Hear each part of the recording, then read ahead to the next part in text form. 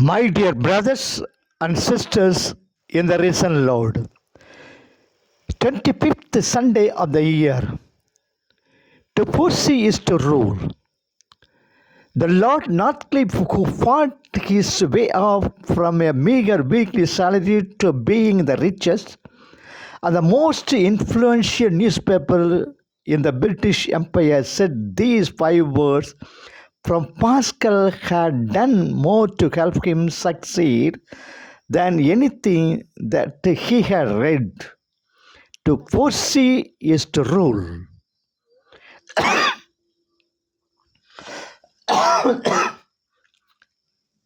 In today's gospel, Jesus, with a naked, crude, and resolute distinctness, repeated the nature of his death. But his disciples conveniently failed to understand or make further enquiries about it. They showed no hesitation in getting clarification when they did not understand some of the parables. But when it came to ominous death of Jesus on the cross, they manifested a lack of inquisitiveness. The attitude of the disciples and the attitude of Jesus in facing an inevitable impending crisis could be a great beacon in navigating our lives vis-a-vis in our lives. The losing attitude of the disciples. When Jesus announced about his painful death, he is repetitive and clear about it. When Jesus announced about his painful death, he was repetitive and clear about it. The disciples understand it as much as to shun it. They knew that the topic was ominous and painful. They deliberately failed to remove the veil which covered that dreadful mystery. It is a natural but a disastrous human impulse not to know the worst. Insolvent businessmen are known to leave their books of account unbalanced. The disciples understood something about the dreadful death of Jesus, but suspecting that it may be painful to hear more about it, they failed to delve deeper into the topic. Their failure caught them unawares. At the appointed time, the inevitable arrived for them. When Jesus was arrested, they were surprised and unprepared, and still worse, they forsook him. If only they had faced the fact and asked Jesus for more clarification about his impending death, they would not have been taken unawares. They would have foreseen it and well prepared to meet it in a more dignified manner. Thomas Edison rightly observed, there is no expedient to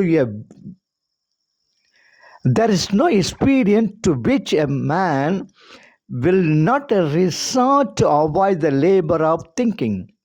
Succumbing to the pernicious human weakness, the disciples avoided inquiring or thinking about Jesus' impending death. They were afraid to go through the painful topic of his death. Like the ostrich, to which buries its head in the sand at the approaching danger, the disciples also buried themselves in ignorance, thinking that their refusal to see the inevitable tragedy will spare them from facing it. Their avoidance only increased their frailty and make them more unprepared to the forthcoming tragedy. When we confront a problem or a crisis in life, we must not run away from thinking or evaluating it objectively. Evasion is never a solution to a problem. We must learn to have the courage to analyze any problem from any angle. Charles Keating wrote, "A problem well stated is a problem half solved." 2. The winning attitude of Jesus. Jesus never flinched from the inevitable sufferings.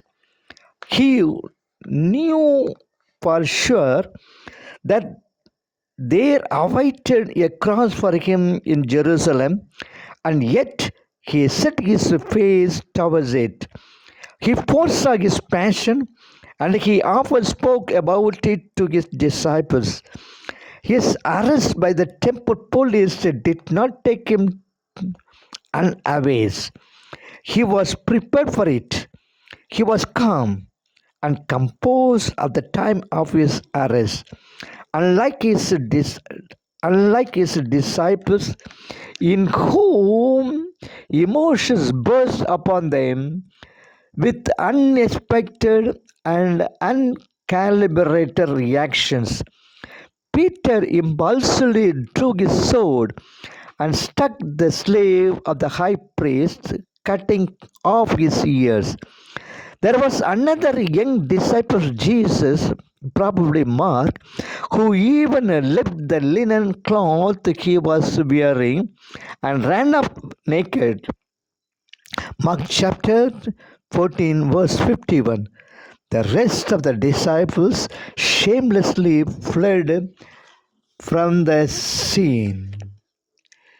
Jesus' cup of bitterness increased, but that did not ruffle his compose. His foreknowledge forearmed him. His reaction to the whole drama that dreadful night and the following day was measured and controlled. There is a nobility in him even during the passion. His silence at undeserved suffering is mystifying. His fortitude is admirable and his forgiveness magnanimous. Even when he provoked, he does not deviate from the teaching he taught others. Jesus did not hesitate doing the difficult things in life. Although he knew that there was a cross at the end of the road for him, he did not afraid to think and speak about it. The very thought of the agony was frightening so much so that he began to shed sweats of blood. The cross was fearful, but he walked through his fears. He went to Jerusalem and even identified himself to them.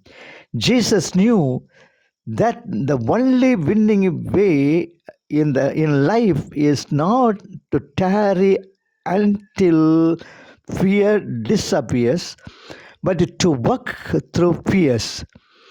Fear is an ever present factor in life. We would not allow it to atrophy our hopes and efforts. Working through fear, like Jesus, shall make us fruitful and productive in life. Prayer. Lord Master, my Maker and Master, you were courageous enough to walk through your fears, especially when your passion was impending. Help us also to have courage to do duties well, even if they are ominous and dreadful, and may we always be aware that you are with us. Amen. May God bless you. Amen.